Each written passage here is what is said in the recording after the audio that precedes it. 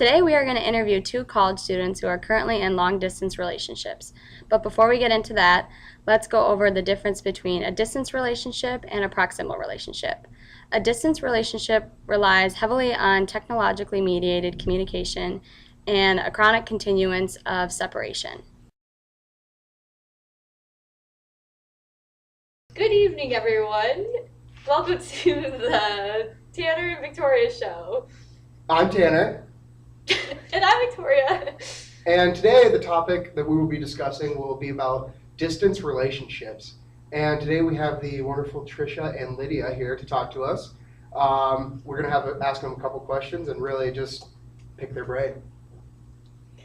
Okay, so our first question today is, how long have both of you been in long-distance relationships? I have been in my relationship for 2 years. I've been in my relationship for almost 3 years. Okay, so adding along with that question, where is the significant other distance-wise located?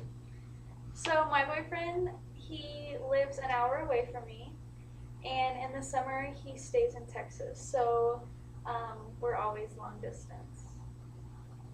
Mine is in Georgia for training, but he's kind of moved around within the past 2 years. We've been long distance for 2 years, so yeah, different places around the country. And how do you guys make it work with the distance within your relationship?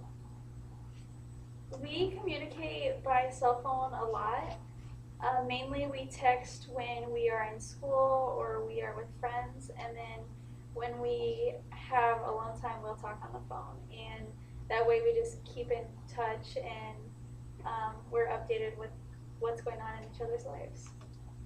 We pretty much do the same thing, although with my boyfriend being in training, sometimes we only get to text like once a day or talk on the phone once a day, so we often use Skype in those situations, so we can, since it's not very long anyway, we can see each other. Okay, so what is the hardest part about your distance relationship that you both are going through? I think the hardest part is wanting to do things with your significant other and not having them there to share moments with them.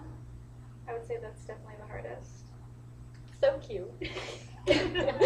I would say, I would agree, but also with my fiance being in the military, it's hard because the times that we can communicate with each other are even less because he can't text at work, he can't do things at work, so that's really hard for us too.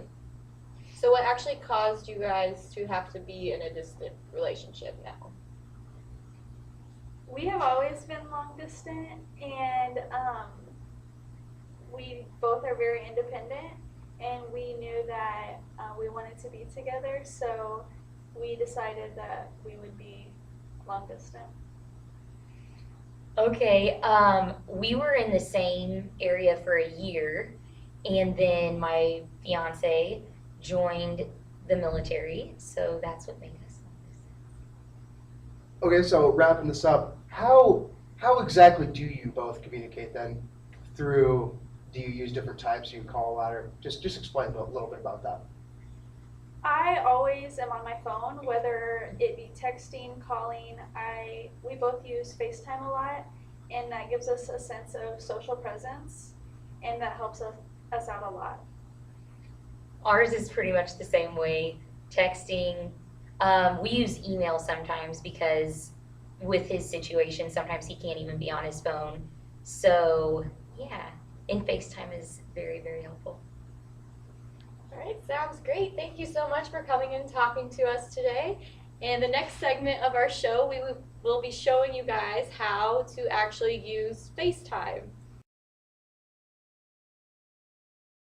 And we're back. Now, next we have Lydia, the girl, one of the females we interviewed, and she's going to be talking to us about FaceTime, the new app on iPhone, to help her communicate through CMC with her long-distance relationship. So I'll be discussing how to use FaceTime. So this is for Apple products, and what you will do is you will go to your iPhone, is what I'm going to show you, and hit the FaceTime. Then you will type in the person that you want to contact. hit the video button.